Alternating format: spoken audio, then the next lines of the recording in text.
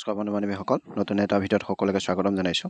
অহাকাইলৈ যিহেতু grade 3ৰ first পৰ্যায়ৰ পৰীক্ষাটো আছে, সেয়েহে ইম্পৰ্টেণ্ট কেইটামান জিকে লৈ আহিছোঁ। আপোনালোকে ভিডিঅ'টো শেষলৈকে চাব। আহকচোন আমি প্ৰথম প্ৰশ্নটো চাওঁ। প্ৰথম প্ৰশ্নটো হ'ল, প্ৰথম বিশ্বযুদ্ধ কেতিয়া হৈছিল? ইয়াৰ উত্তৰটো হ'ব 1914 চনত।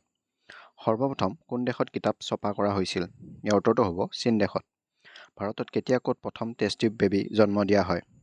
1986 চনৰ 6 আগষ্টত এডৱাৰ্ড মেমৰিয়েল হস্পিটেলত ডক্টৰ ইন্দিৰা হিন্দুজাৰ দ্বাৰা প্ৰথম টেষ্ট টিউব বেবী হৰ্ষৰ জন্ম দিয়া হয়।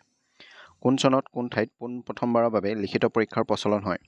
1702 চনত ইংলেণ্ডৰ কেম্ব্ৰিজ ট্ৰিনিটি কলেজত। ভাৰতৰ প্ৰথম ডাকঘৰ কোন ঠাইত বনোৱা হৈছিল? কলকাতা।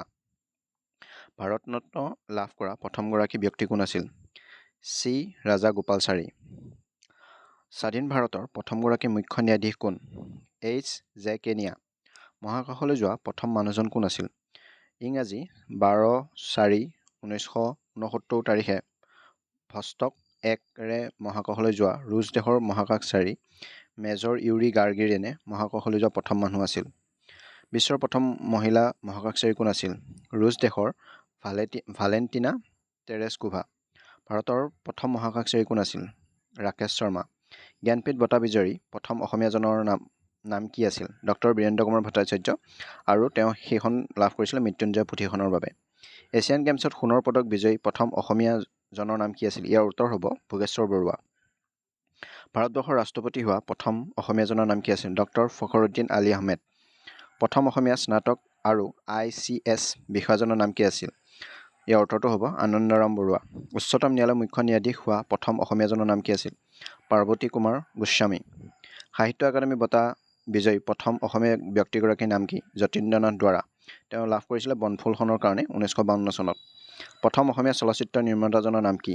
জ্যোতিপ্ৰসাদ আগৰৱালা। প্ৰথম অসমীয়া পুৰুষ IAS বিষয়াজনৰ নাম কি? অচ্যুত শইকীয়া।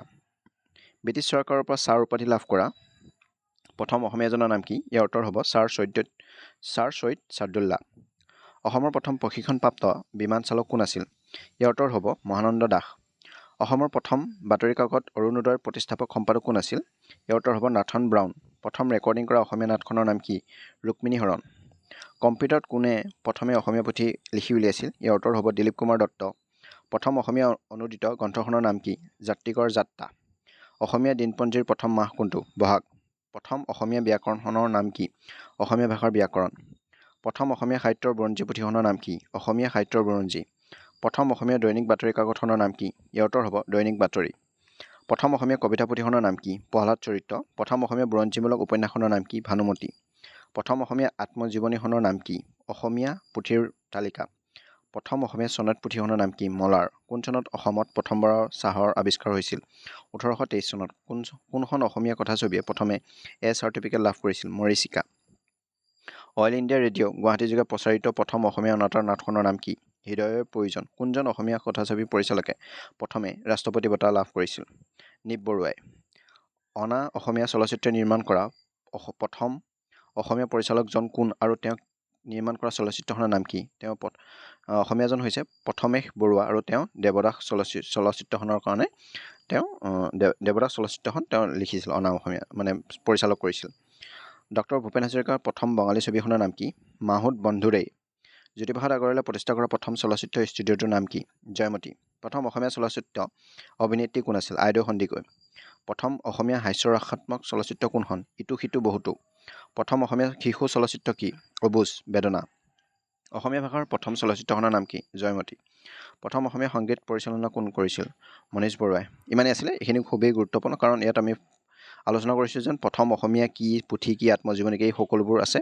বুৰঞ্জী কি, অসমীয়া পুথি, দৈনিক বাতৰি কি, এইবিলাক গোটেইবোৰ আমাৰ অসমৰ ওপৰত ৰিলেটেড। সেয়েহে এইখিনি প্ৰশ্ন খুবেই গুৰুত্বপূৰ্ণ। আপোনালোকে যদি টাইম আছে ভিডিঅ'কেইটা সম্পূৰ্ণকৈ চাব।